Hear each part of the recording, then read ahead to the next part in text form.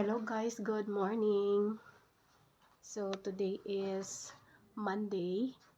So katatapos ko lang maligo pero heto pa rin ako, ang aking boses ay parang meron pa rin nangyayari, which is ang aking ubo at saka sipon.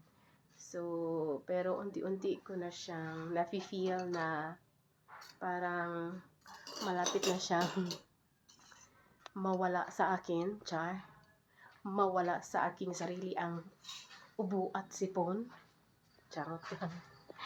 Well, anyway, meron pa rin akong ubo at sipon, guys. Pero at least, kayang-kaya na ilabas ang aking ubo. Pero, ganun pa rin siya. Parang, maplema pa rin ang aking ubo. Pero, ganun pa man, laban pa rin sa buhay.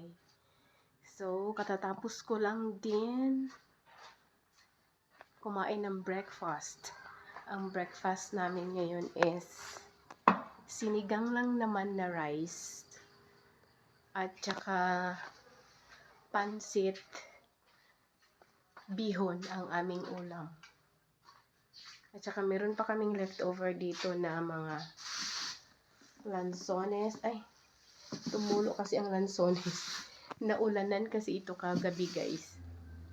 Kasi pumunta kasi kami sa bahay ng aking kapatid. Doon kami naghapunan.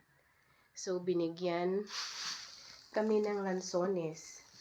So, sa likod man kami ng multicab nakasakay. So, yung mga talsik ng ulan habang naglalakbay kami pa uwi na dito. Hinahatid kami ng aking kapatid. So, ganun.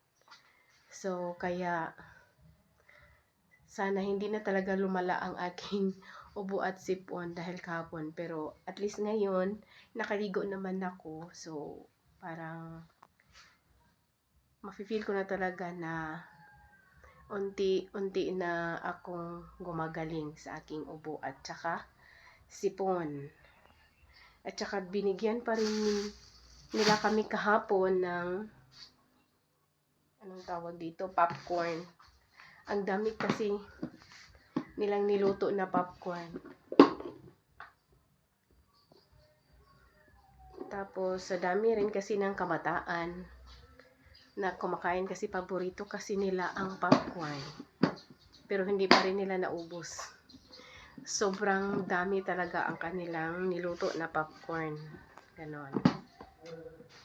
Messy-messy talaga. Saglit. O, diba?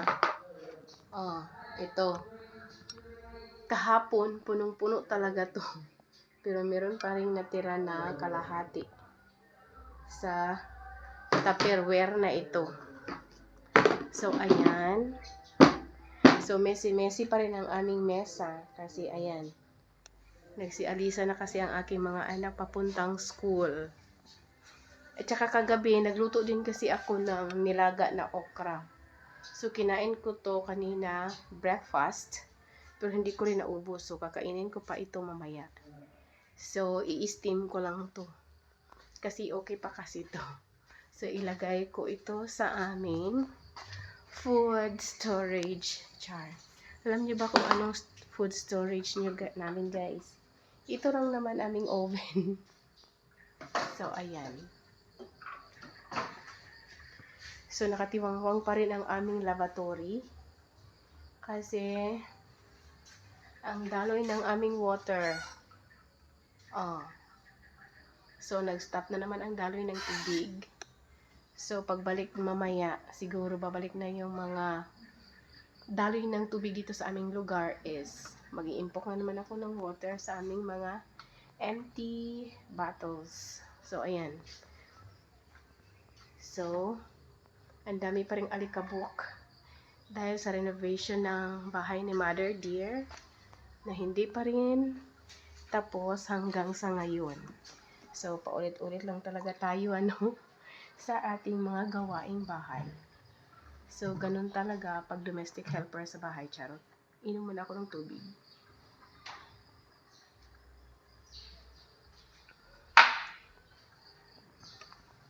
So, punta naman tayo doon sa itaas. Tingnan natin kung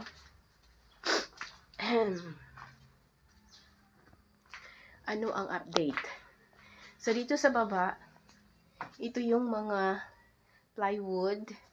Ito yung pangdingding sa mga kwarto doon sa itaas.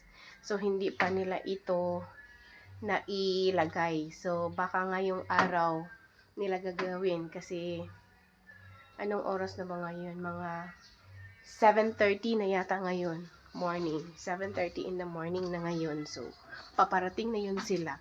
So, ngayong araw nila yan gagawin. Ang pagdingding ng plywood para sa kwarto. So, dito na tayo sa itaas. So, ayan.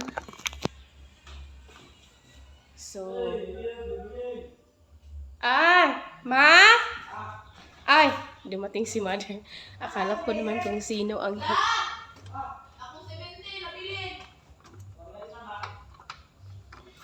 Ma, nakita ra imong pitaka? Nakita ra nimo imong gipangita nga pitaka gahapon?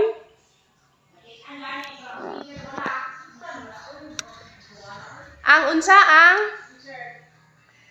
t-shirt? Nga red? Asa man ini magib... Nawala daw ang kanyang red t-shirt para sa senior. Saan mo ba nilagay? Hala. Galing kasi yan sa school. Pumunta lang siya dito. Malapit lang kasi ang aming bahay dito sa school.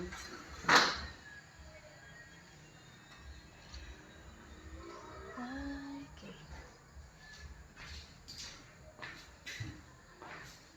So, ganun guys. So, i-open ko na ang mga bintana at saka pintuan. So, ayan. Okay. So, maaliwalas na dito sa bahay. So, ang hindi pa tapos ng mga panday sa paglagay ng bridging is dito sa dulo. Ayan. Wala pa siyang bridge, di ba? Bridging, bracing, ganun. So, ito rin dito na part. Ito, dito. Kang kuan na, kang atipyang. Si Mother, ang ingay. Ito, wala pa rin itong bridging, ganun. At saka dito. At saka dito na rin sa CR. Itong boundary dito, aray. So, dito, bridging. Tsaka bridging din dito. So, wala pa. So, ang ingay-ingay na naman sa school gym sa harap ng aming bahay. Pero di bali na. So, dito rin, wala pa siyang bridging or door jump. Dito rin. Oh, papunta na dito sa itaas si Mother. Ano, Mother? Good morning. Good morning. How is your life going on? It's good. Okay lang akong ubo at saka sipon. I am very thankful that you are very, very real. Thank you, Mother. Kasi pulang kita mana. No dito.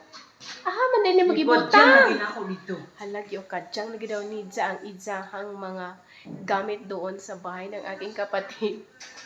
Hala, asa man di ay ito nabutang? Hala. Sige, dito kay. May kamot dito, manuan. Ay. Manuan ko magprito.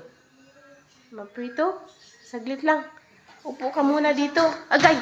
Tumasan ka, masahan ka. Saglit. Upo ka muna Di dito. ba? Ako na itong basa manuog. Mamaya na lang. Saka na lang natin yan babasain ng anong tawag dito? Basahan. Hindi man basa kayo ko ng labong init para mga uba dayon din kawakan. Kasi, ganito kasi yan, Mother. May plano kasi sila nalagyan pa ito ng vinyl. Para yung vinyl na lang ang Mamaya na nabil-bil. lilinisin. Kasi matakot man akong pag magpunas ng basa dito na map kasi kahit hindi For masyadong the meantime basa. only because Ma, if you want to mas sleep lalong there, you didikit can. kasi, pag magtatrabaho pa yung panday dito. O, tapos isaka pa nila dito sa bahay yung ano, chinilas nila. O, mas lalong dikit ang mga dumi. Kasi nawa O, di ba? O, magsusok pa naman yun. bakit gano'n nawa man dito? Hala, teka, di ba na bumili tayo? Kailan ba yun tayo bumili? Saturday? Ano manggugit madala? Dala na ko to, hindas lang mo ang isip ko lang. Gidala sa eskwelahan?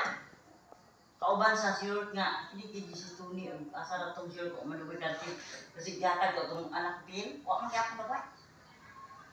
Asa na ka Tony dala, ang akong tapiro dito. Tapewe? Dumating na yung panday namin, guys. So, yan muna ang update ngayong Wala na kayo umaga. work, butang niya yun. Wala. Mataya ni, another one is still. Oo, sige. Pero magsahod ka, taklog sa mga cover. Aron na ipalit. Oh, pasok! Andito na yung mga panday, guys.